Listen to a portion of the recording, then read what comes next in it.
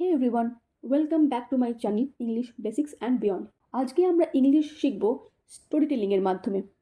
আমি এর আগেও একটা ভিডিও আপলোড করেছিলাম স্টোরি টেলিংয়ের ওপর। হোপফুলি তোমাদের সেটা হেল্পফুল হয়েছে। সেমভাবে আজকেও আমরা একটা স্টোরি শুনবো এবং তার থেকে ইংলিশ শিখ। আগের মতোই এই স্টোরিটা আমি তোমাদেরকে বলবো এবং সাথে সাথে বেঙ্গলি মিনিংও বলবো এবং পুরো স্টোরির শেষে আমরা কিছু ইংলিশ ওয়ার্ড শিখবো, যে ওয়ার্ডগুলো স্টোরির মধ্যে আছে এবং সেই ওয়ার্ডগুলোর বাংলা মানেও শিখব। এতে করে তোমাদের ইংলিশ শেখাটা ইজি হবে এবং স্টক অফ ওয়ার্ডও আরও বেশি এনহ্যান্স হবে। তাহলে চলো শুরু করি। আজকে আমাদের গল্প হলো the mysterious clock tower. In the quiet town of Eldershire there was an old clock tower that hadn't worked in years. Eldershire নামে একটা শান্ত শহরে একটা পুরনো ঘড়ির টাওয়ার ছিল, যা বহু বছর ধরে কাজ করতো না। The townspeople often avoided it as strange rumors surrounded the tower.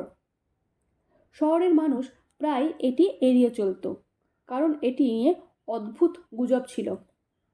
Some said it was cursed, others believed it held a secret. কেউ বলতো এটি অভিশপ্ত, আবার কেউ বলতো এর মধ্যে কোনো গোপন রহস্য লুকিয়ে আছে। One day, a curious boy named Liam decided to explore the tower. একদিন লিয়াম নামে এক কৌতূহলী ছেলে টাওয়ারটি অন্বেষণ করার সিদ্ধান্ত নিল। Armed with a lantern and a notebook, he climbed its creaky stairs. একটা ল্যাম্প এবং নোটবুক নিয়ে সে টাওয়ারের পুরনো সিঁড়ি বেয়ে উঠতে লাগলো। Dust filled the air and the faint sound of ticking could be heard, even though the clock was broken. চারপাশে ধুলো উঠছিল আর ভাঙা ঘড়ি হওয়া সত্ত্বেও একটি মৃদু টিকটিক শব্দ শোনা যাচ্ছিল। As Liam reached the top, he found a strange inscription on the wall. Time reveals all truths. শীর্ষে পৌঁছে লিয়াম একটা অদ্ভুত লেখা পেল। সময় সব সত্য প্রকাশ করে। Intrigued, he touched the clock's face and to his surprise, it began to glow.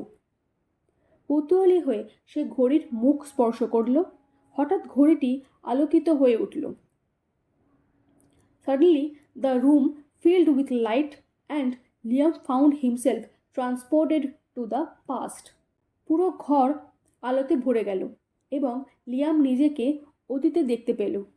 He saw the bustling town square as it had been a century ago. সে শত বছর আগের ব্যস্ত শহরের দৃশ্য দেখল। Liam noticed a man hiding a small chest near the base of the tower. Liam এক ব্যক্তিকে দেখল যে টাওয়ারের কাছে একটা ছোট্ট বাক্স লুকিয়ে রাখছিল। He realized the chest must still be there in the present. সে বুঝল এই বাক্সটি এখনো বর্তমানে কোথাও আছে। When the light faded, Liam was back in the dusty tower. আলো মিলিয়ে গেলে লিয়াম আবার ধুলোমাখা টাওয়ারে ফিরে এলো। He hurried down and started digging near the base. সে তাড়াতাড়ি নেমে গিয়ে টাওয়ারের গোড়ায় খোঁড়া শুরু করলো। After hours of effort, he uncovered the chest. ঘন্টার পর ঘন্টা চেষ্টার পর সে একটি বাক্স খুঁজে পেল। Inside were letters, maps, and a journal explaining the history of Ayrshire and how the town's founder had hidden treasures to protect them from invaders. একটি বাক্স খুঁজে পেল।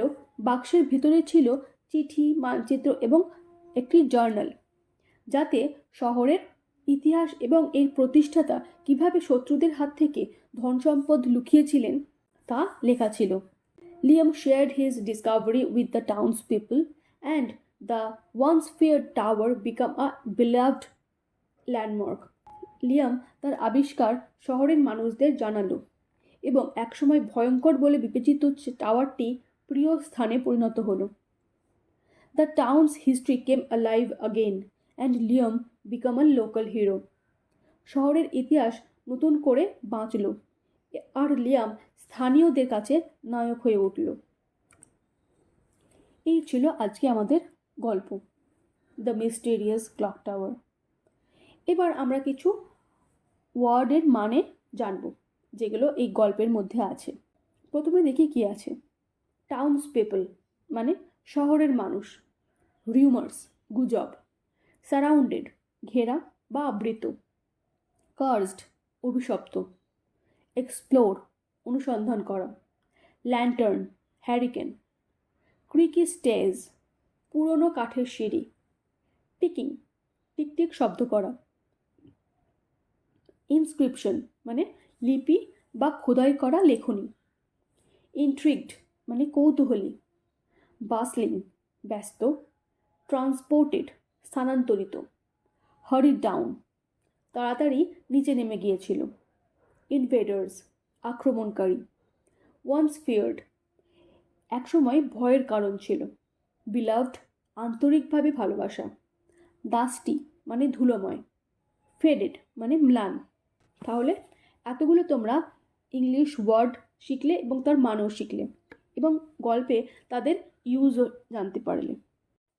হোপফুলি এই লেসনটা তোমাদের কাছে হেল্পফুল হবে।